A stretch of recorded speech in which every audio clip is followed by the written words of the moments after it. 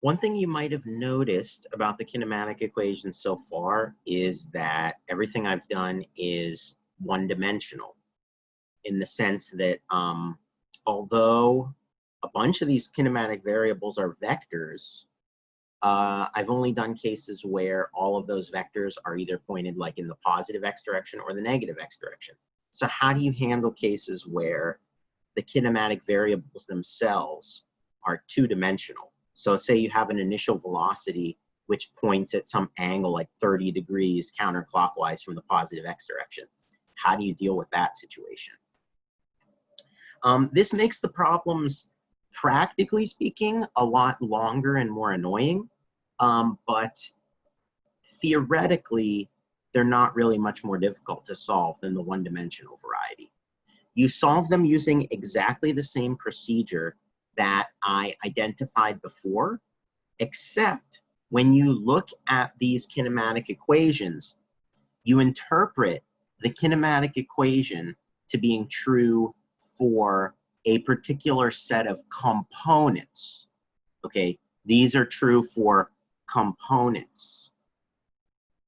Okay, so these equations, let me say this very explicitly because this is important. These are true for components, not for vector magnitudes. So do not, in a two-dimensional problem, try to plug like the speed in for VO. No, that's not the way to do it.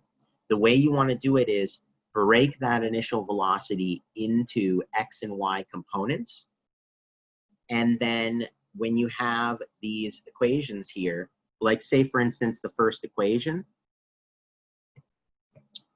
let's say take this first equation here. What we actually mean by that equation is that the final velocity x component equals the initial velocity x component plus the acceleration x component times the time. And the final velocity y component equals the initial velocity y component plus the acceleration y component times time. And each one of these 5 kinematic equations now actually becomes 2 equations, one with all x components and one with all y components. And again, there's no intermingling of x and y components in the same equation. So just like when we were solving F equals ma problems and vector addition problems, what you're going to do is separate out the x and y components from each other and solve 2 kinematic equation problems, one involving only x components and one involving only y components. The only exception to that is t is not a vector.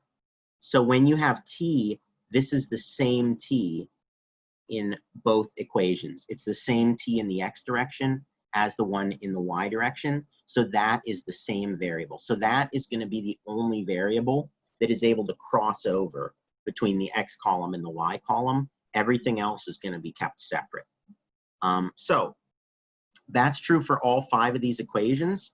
So where you have delta x here, this could mean delta x, or it could mean delta y if it's a y direction equation. Initial velocity could be x or y, acceleration could be x or y, and same with final velocity. So everything in here except for the t's, you have to interpret to being vector components. Okay, so in other words, what I'm basically saying here, let me say this a little bit more explicitly. You're going to solve 2D kinematic problems the same as 1D problems, except, first of all, you're going to need to break all vectors into components.